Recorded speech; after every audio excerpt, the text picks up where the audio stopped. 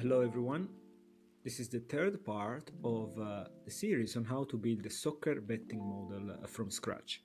In the previous parts, we have saved all the team statistics of an entire season of the English Premier League in a single file, and now we're going to use this file to build our own model. The goal of this chapter is to create a model that will predict the number of expected points of each team at each point of the season given their performance so far. And we will start from all the features that we have built in the previous chapters. The first step of model building is to have a look at the correlation between the features that we have computed again in the previous chapter and the label that we wanted to predict. In this case, the label is the points made by the team at the end of the season. The setup is, as usual, we start by creating a new notebook and we call it build model. So we go here and we create the notebook. Python 3 notebook, we change the name.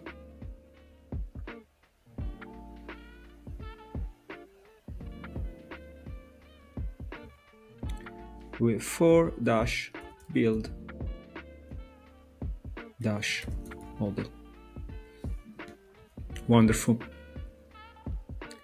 Now we create the notebook, and in the first cell of the notebook we loaded the usual libraries, pandas, matplotlib, and so on and so forth. We have done this already in the previous notebook, so we can just copy paste. We just go to build features. The first cell of the notebook is always the same. We copy paste these imports that tells us or enable us to use all these libraries for data manipulation and for better data visualization. Copy and we paste it here, and we execute the notebook as usual, either by pressing the play button here or by pressing Command Enter. While we wait for the notebook to execute, the next step is to create a data frame. So we need to import the data that we have saved in the previous chapter.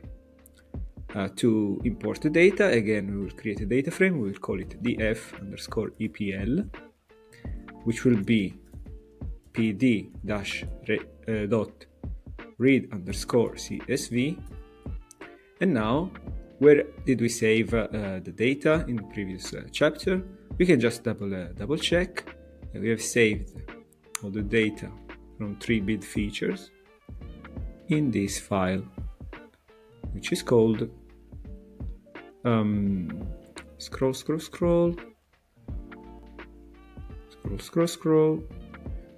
this file epl_2023_stats.csv, and just copy again the path and paste it here. Make sure to put it between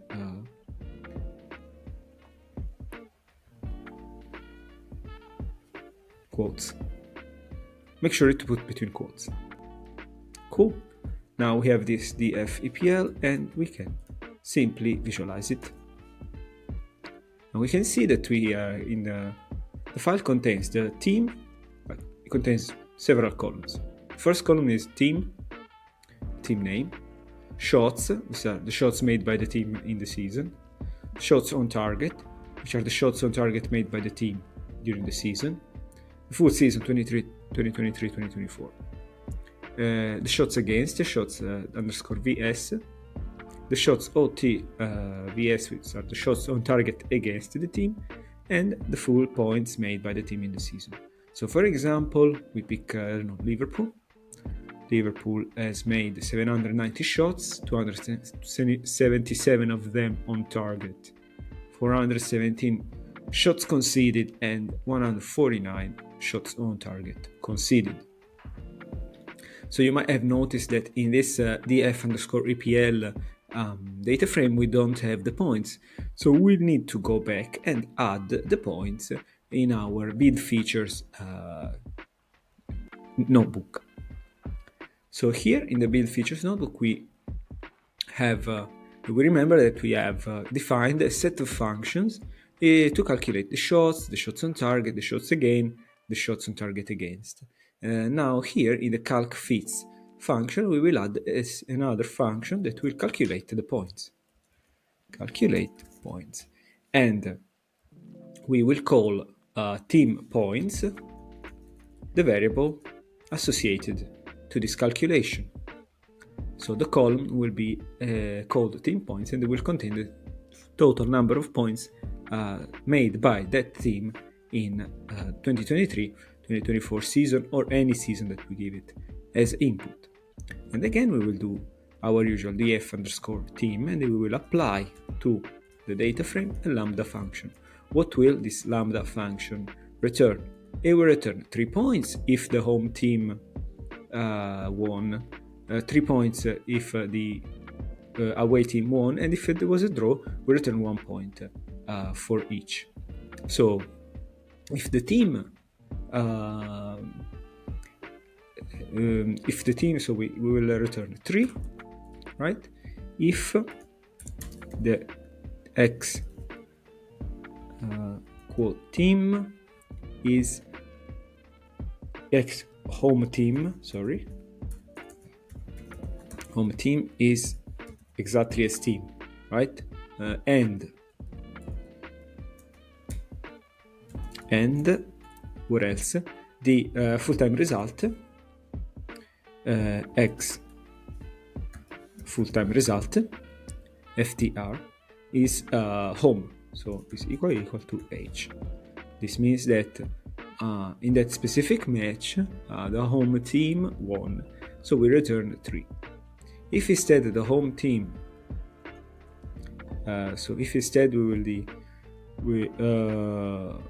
if instead the home team didn't win, we will return 0 points. But before that, let's calculate the case also when the home team the team was away and it won. So basically will be an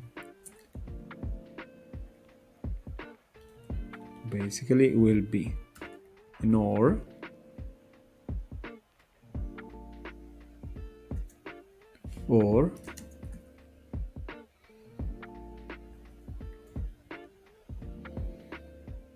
we'll put this one in or with another condition, right?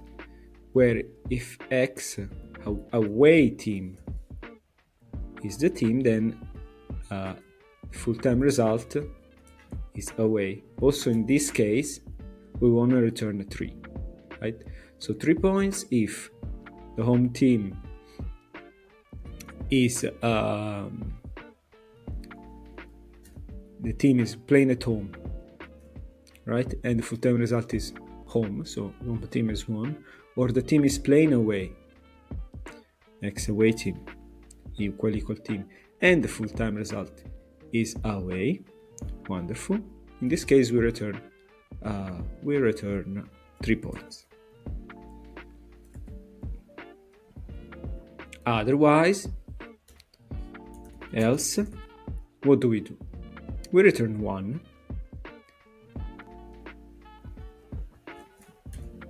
We return 1 if the full-time result is draw. It doesn't matter. It doesn't matter if the full-time result is the match is playing away, the team is playing away or at home. Otherwise, else, we return 0. Okay. So what does this mean? That we will return 3 if one of these two conditions is true.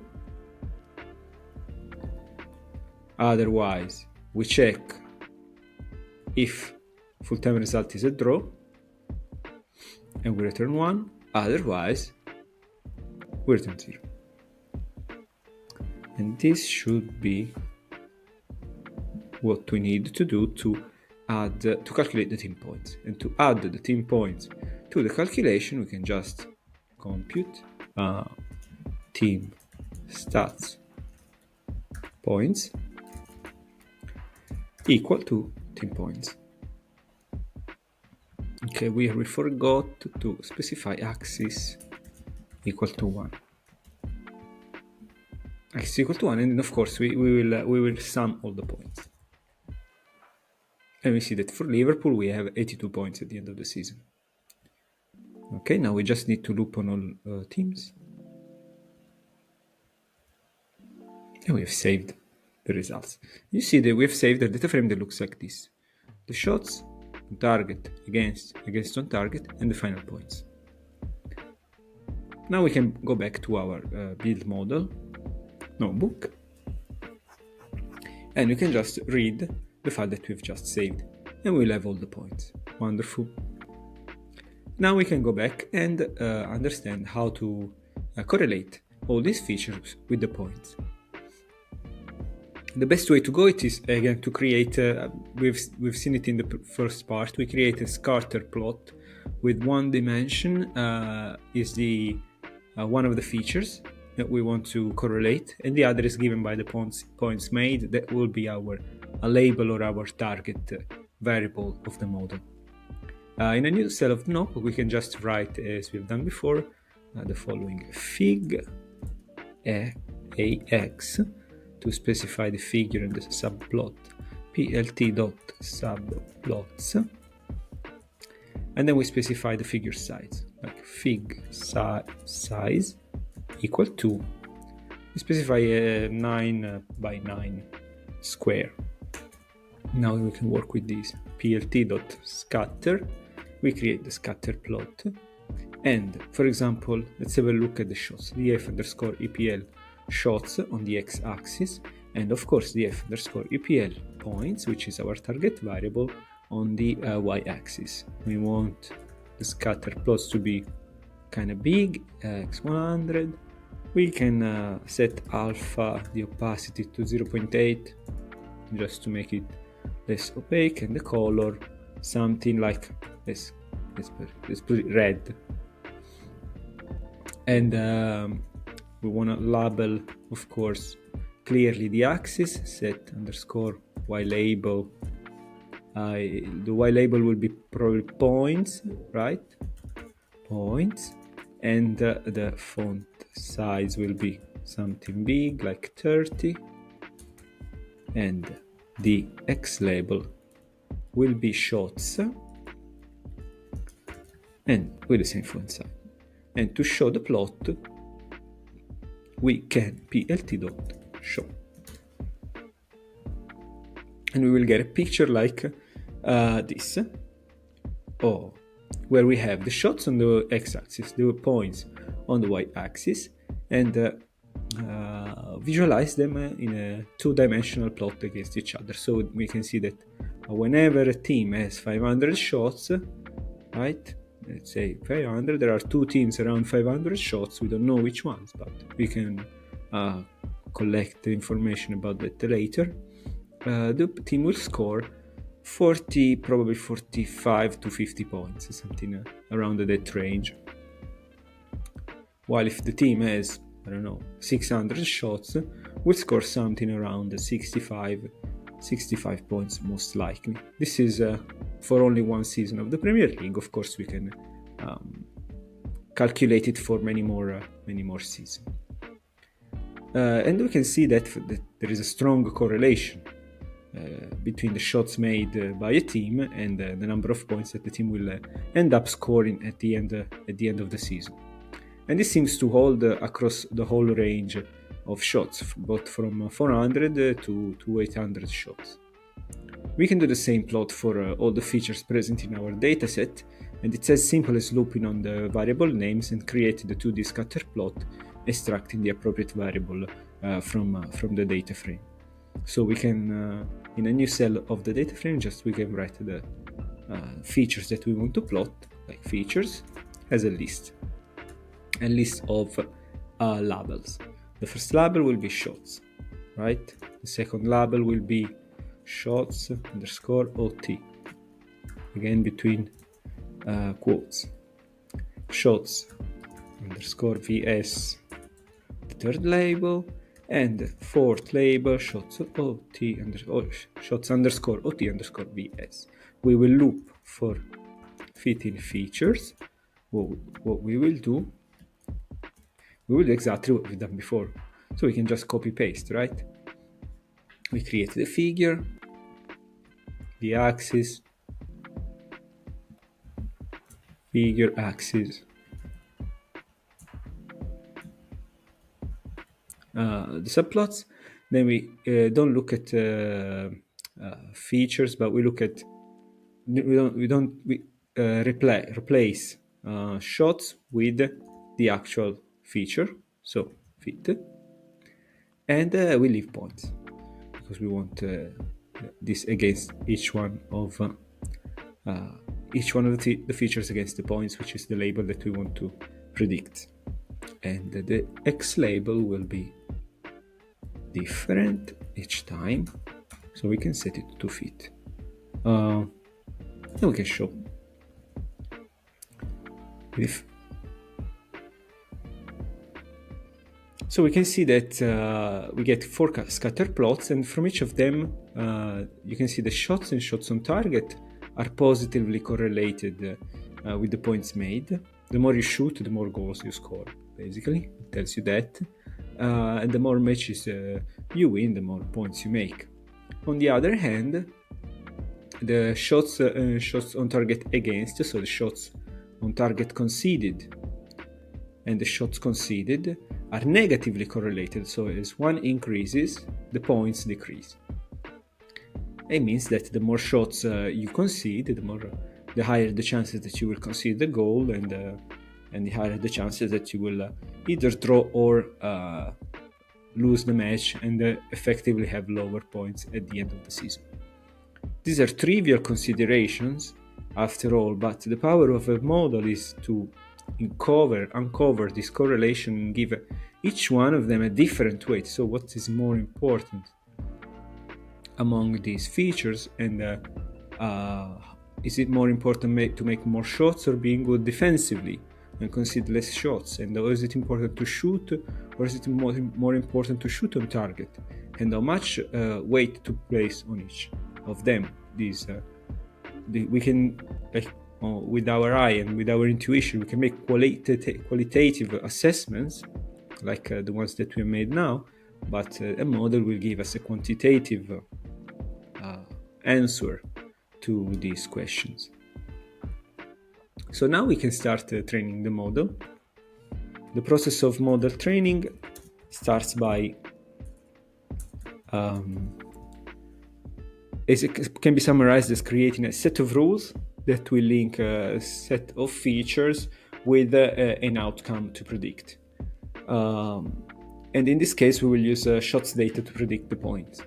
We're going to use something simple, like a linear regression, which is effective enough to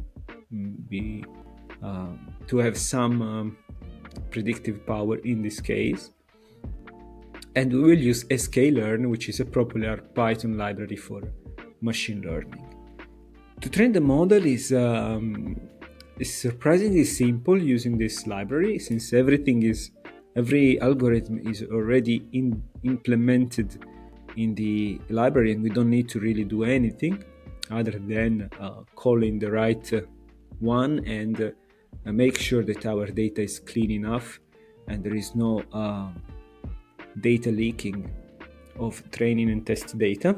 But in short, we will just import from sk_learn, we will import linear_model, and then we will define all the features as features equal df_epl square brackets, and we define shots _OT, shots_VS, shots against, and shots_VS_OT, which is exactly our features that we have in the f_epl above. these are our the features of the model. Then we will define the target. The target is the variable that we want to predict, which will be the f_EPL points, and the model will be an instance of linear regression. So we call reg is our model. It will be linear model. There's a set of linear models in the package that we have imported. Dot linear regression, and we will specify fit_intercept equal false. So fit_intercept means that we will force the model to output 0 if the values of the input variable are all 0. But it doesn't make much sense in our case because very rarely a team will end up with 0 points at the end of the season. So it makes more sense to have to let this number float and not to constrain the model too much. And to fit the model, we'll just call model will be equal to reg, which is the regression model that we have defined there, fit features target. So this will take all the features of all the teams 2023-2024 season and we'll fit it against the target, and we'll find the mathematical formula that will correlate the points at the end of the season with these 4 variables at the beginning of the season. At the end of the season, sorry.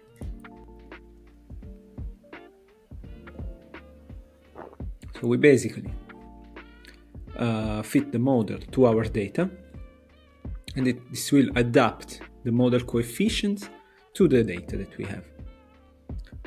And the measure of how good our model is can be computed by looking at the so-called R-squared of the model. I won't go into details on how this is calculated, but it gives a measure of how much the variance of the data, the variability of the data, is explained by our model. A value of 1 means that the model perfectly predicts our target variable, so we aim to be as close as 1 as possible. To check the model R-squared, first of all we execute the cell, then we just call model dot score. Model score features target. Now we wait for the model to train. It shouldn't take long, maybe a couple of minutes. Now we make sure that yes, shots OTVS instead of shots vs OT. We train the model, and now we can output the score.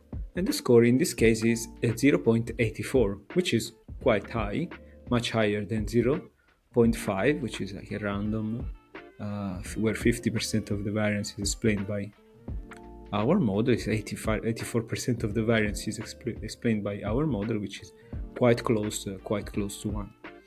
And we need to take into account that this value is high, given that we're using only one season data from a single European league.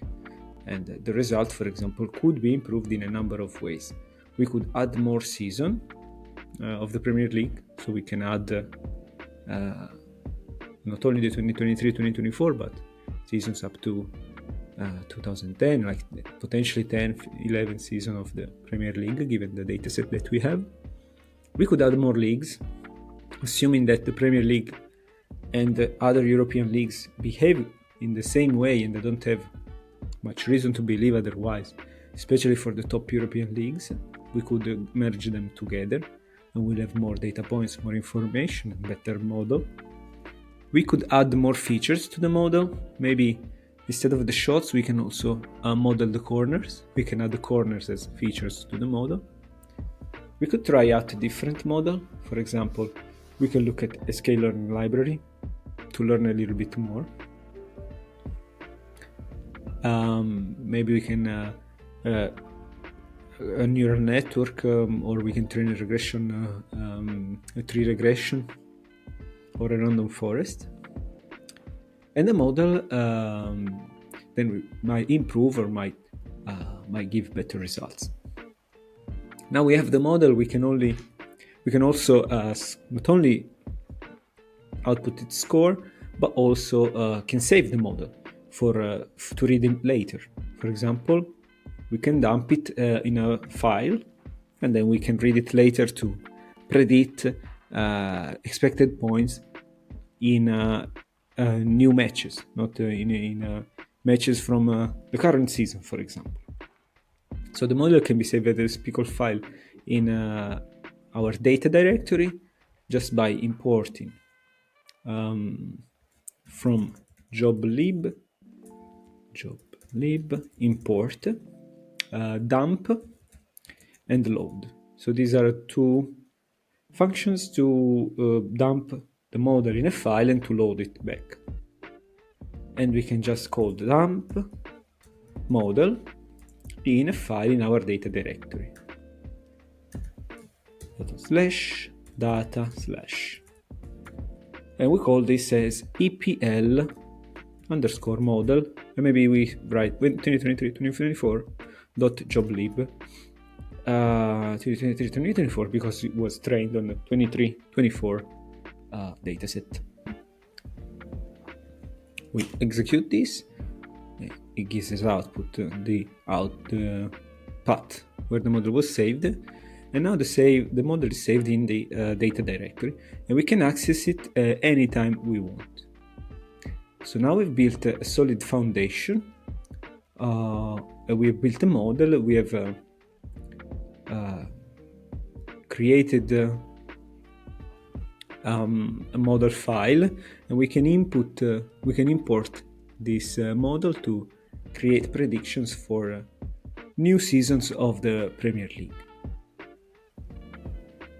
This concludes the third part in the soccer betting model series. I think that in the next part we will tackle how to create betting strategies starting from this model, and potentially create an automated strategy to extract value bets starting from our assessment of how the teams are performing with respect to their expected points during the season. Thanks for watching. See you next time.